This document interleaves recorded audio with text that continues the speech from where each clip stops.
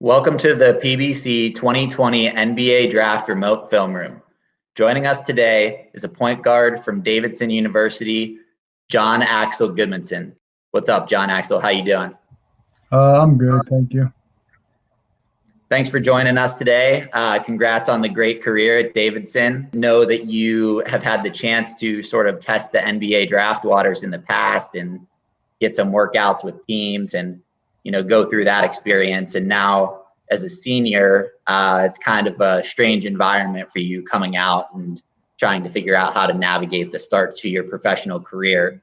So we wanted to take this opportunity to bring you on and have you be able to go through some of your film and talk through some of the strengths that you bring to the table and ultimately the value that you can bring to an NBA team, a G League team, a team in Europe, wherever your career ends up taking you here. One of our scouts at the Professional Basketball Combine is going to be joining us to talk through your tape with you. He's based in Germany, so you guys have a little commonality there. And I'll bring Jonathan in now. We got the third John. This is Jonathan Götting joining us from Germany. What's up, Jonathan? What's up, everybody? Thank you. All right, so I'm going to remove myself from the stream and let you guys kind of chop it up and go through the game film. Sound good? Yes, sir. Great. Thank you, John. And once again, John, thank you so much for joining us for this today. It's a really great opportunity to watch some game with you. And one thing that I've really just noticed about your overall game is just really on offense as well on defense. There's not really one big weakness that I can find in your game. So you're just really a great all-around player, and I personally believe that is something that is going to help you at the next level, wherever that is going to be. But one thing that I really saw as a bigger strength that you have in your game is your ability in transition, because I watched it up on Synergy, and actually Davidson last year was the #1 team in terms of efficiency in transition, and I believe you're a major contributor to that. So we're going to start off just watching 5 clips in transition, and maybe you can just share what you're seeing in this situation. What are your reads? This is the first one right here. You're throwing the ball in bounds, and then what I also just like about the way you're pursuing transition is that you're never losing your composure. You're always remaining under control. Maybe we can start the clip just from the beginning, and maybe you can take us through that and tell us what you're seeing. Yeah. I mean, they were hard denying us, and I was actually about to call a timeout right there, but Luka came out and saved me, and I saw my guy was trailing me, and I had his guy on me. So I did a little hesitation to see if the big man was going to leave for Luka or he was going to stay with me. And like we can see, like he stayed with me. So I knew Luka was wide open at the top of the key for a 3-point shot that he can make. Yeah, that's just really a good read that you're making right there. Because a lot of guys, when they're in this situation, it's a 2-on-2 situation, first of all. So you're not really having a situation where you can push the ball to the basket, but I really like how you're just slowing down a little bit, but not picking up the ball, so still being a threat to the defense. And then that's just really great vision, seeing your guy and giving him the open look for 3. So yeah, really good play right there. Let's get over to the next one that we have.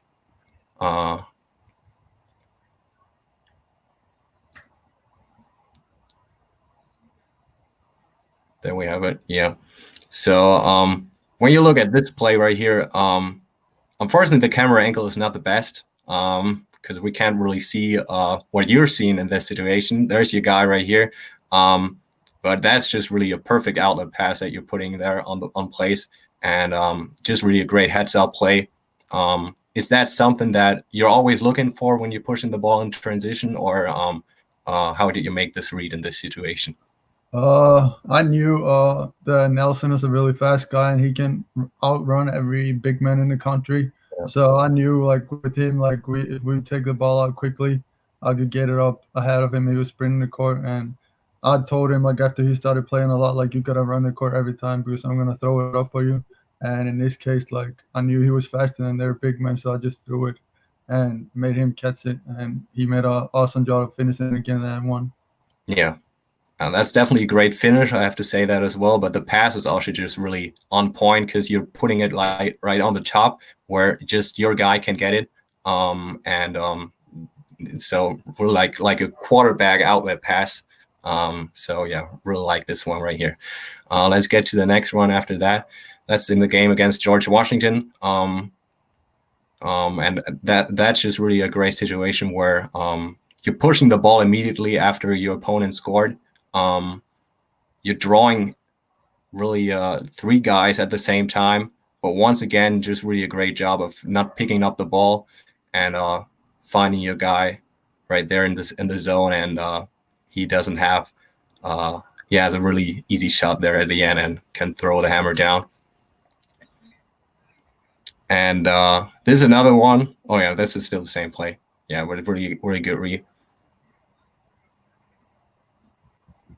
And yeah, that's pretty similar plays, same opponent. And I really like how you're immediately doing the outlet pass and finding your guy on the wing. How in general are you approaching transition? What's the first thing that goes through your mind when you're in a situation? How you're approaching these situations usually? Like in this situation, I think they just scored, and we always talk about like when they celebrate, like we want to punish them, and that's kind of like the mentality. Like if I get a rebound, like I kind of more like want to push it myself and see what I have like with the passes when I get over half court. But like when they score and I see like they were like not matched up, nobody was guarding Kellen Grady on the wing, so I just threw it up, and like with that, like they went 2 and I got a wide open transition 3 coming back. Yeah, I mean, you can just see from when you watch these 5 clips why you guys were just that successful last year in transition. And then we have one more, probably my favorite clip of you, because you get the ball right there on your own. And that's, once again, it's just a play where you're not really blowing by your opponents with speed, but you're just so under control. Maybe you can take us just through this entire play, because that's really, in my opinion, really a great example of how you should operate in transition. Yeah, like I got the rebound, and what's the best thing about when a guard gets a rebound is you can start the transition automatically. Like you don't have to wait for the big to pass it to you and then go. I got it and I just took off, and I saw that number 11 Jeff Dowden wasn't thinking about me, and so it was kind of like a one-on-one with me and Fat Russell, and Nelson had the guy in the pipe sealed, so I just took that one-on-one situation. I knew I could finish over him, or if he would stop me. But I got past him, so it was like a right-hand easy floater. Yeah, the crossover is definitely what is opening up everything at the end. And you're also really great shooter on floaters and runners, so this is also really helping you in this situation. Yeah. So now after that, like I said, it's really hard to find a clear weakness in your game. But if I have to point out one thing that might be your just overall finishing ability with the left hand, we have a few plays maybe where we can take a look at that. This is one play here against VCU, guest appearance by Joe Lunardi. Yeah, maybe we can see it again from the beginning. I really like how you're attacking the middle right there, because that's really what the defense is offering you. And you're still willing to go over the left hand. There are a lot of guys that don't want to do that. But then in this situation, it might have been the better choice to really go up with your left hand, use the rim a little bit as a protection against the defense. Yeah, so it's definitely very good how you're attacking right there in this situation. Just to finish is maybe that what's keeping you aware of scoring right here. There's another situation that we have on the wing here against George Washington again. That we have it from the beginning. Once again getting to the basket, so that is really not the issue that you have in your game. You're always able to get to the basket with your left and right, but there you're losing your balance a little bit at the end. So maybe a jump stop and a power move might have been the better opportunity right here to to score over your defender.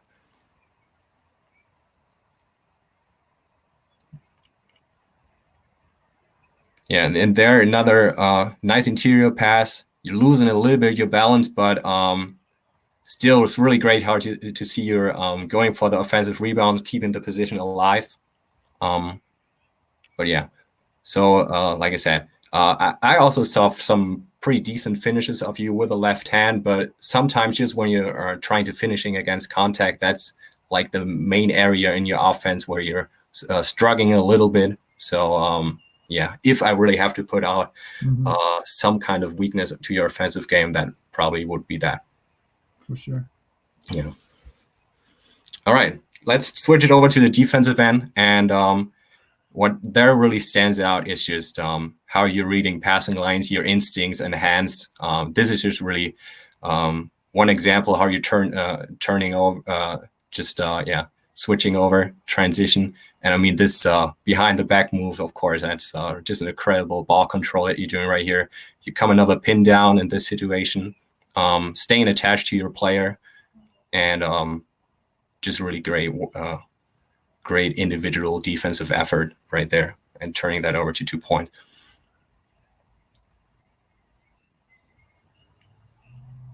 Is that something that Coach McKillop is really is pointing out, that you are always active off the ball and disruptive in the lanes? It's kind of just like getting through the screens. I kind of saw that he was getting kind of lazy with the screens.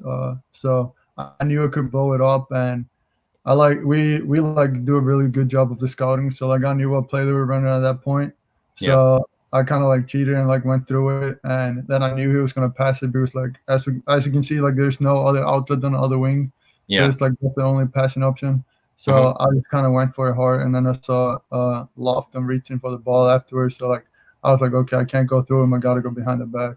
And then with the finish, I knew he was more athletic than me, so I had to like jump through him kind of so he couldn't block me. Yeah. Great play. Yeah, you can always watch that over and over again. Really like that one. Let's see this. This is more on the ball, so your big is coming off to show, but this is really just a great instinctive play that you're playing right here. There's just not a lot of time to really react. You're right on the ball, and you're basically already reacting when your opponent is bringing the ball up to his forehead right here, and bringing up your arm. And this is really one heck of a play defensively, just really knowing where the ball is. Is that something that you ever got taught, or something that you really put a lot of work into make these like instinctive plays, or do you think that's just something that you always had in your game? I've always been taught since I was growing up. When my father was like teaching me basketball when I was young, like when you're playing defense, you want to like bother the defender, the offensive players, and like you want to try to trace the ball so it's not an easy pass. And I saw he slipped the screen early, their big man. So I knew like I had a guy with on my left hand, so like I had my big on the right hand. And I kind of just like knew he was kind of gonna pass that pocket pass because he's been doing it the whole game. So luckily I got my right hand really quick up and traced the ball perfectly.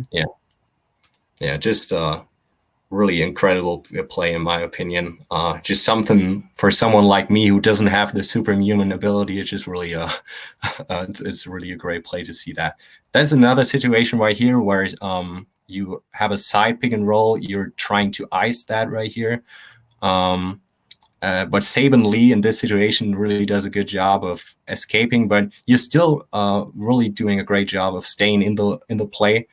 Maybe you can just tell us what you're seeing, how this play evolves, because right here, this is usually what a guard wants of the ice, to really stop it and get middle, but you're still staying in the play and coming up with a deflection. So maybe you can tell us what's going through your mind right there.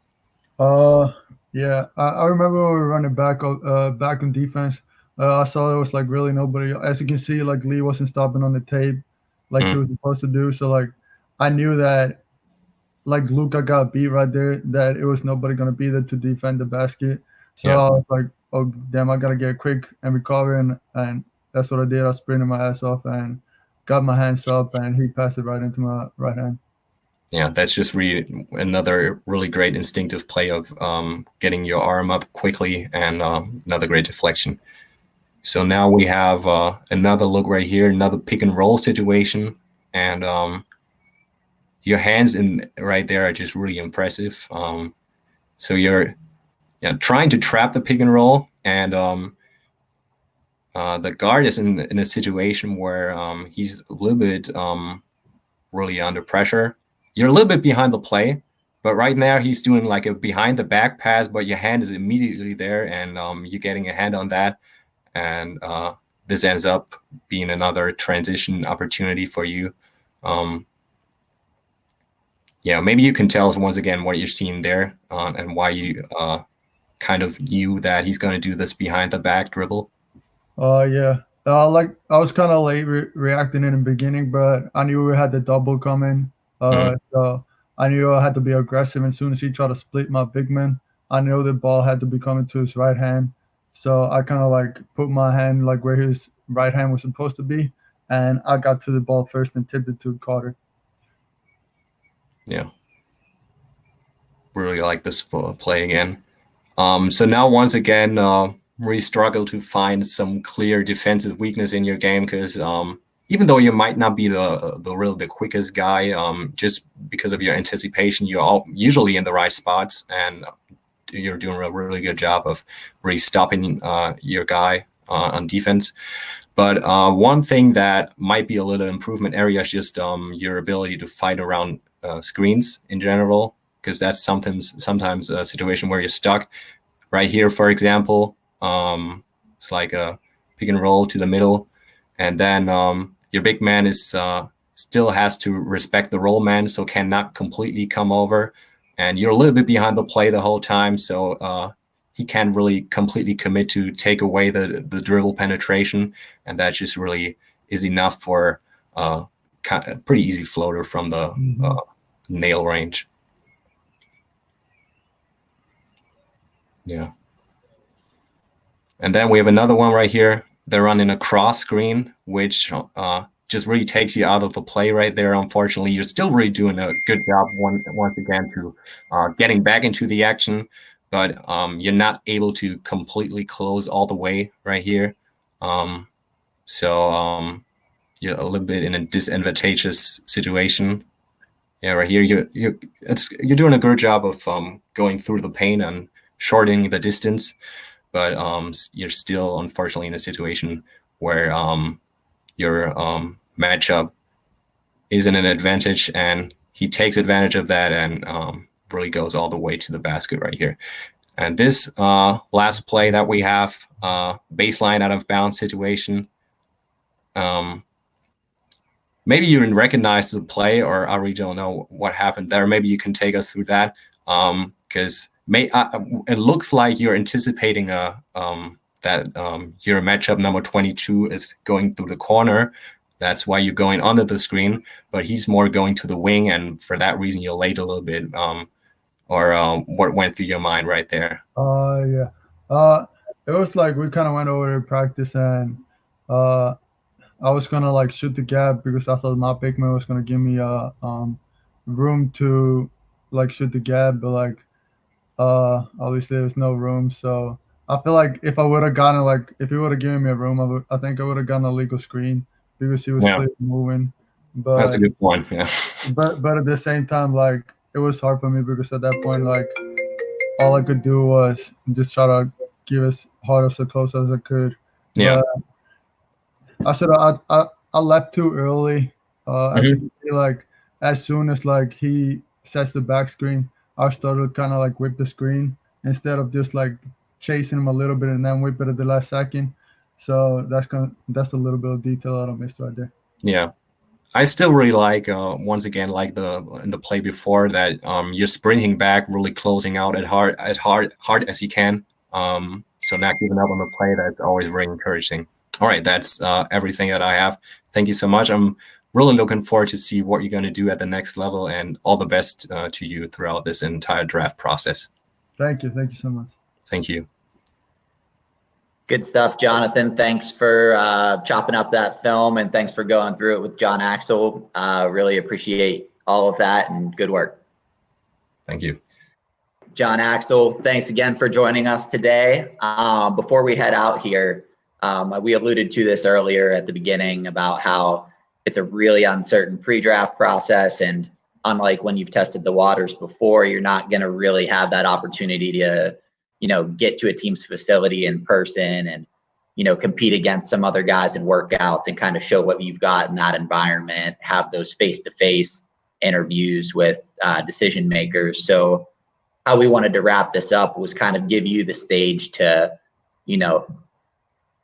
relay to teams exactly who you are and what you bring to the table. So who is Jón Axel? And if a team were to bring you into their organization, what could they expect from you, both on and off the court? I feel like I'm gonna work every day as hard as you can. I hate losing, so I'm gonna bring in that win mentality and just push every guy that I can in practice every day. Like try to guard as hard as I can, push them on offense so they can get better on defense. Off the court, I feel like I'm a great personality in the locker room. Just in my Davidson 4 years here, it's always been amazing chemistry.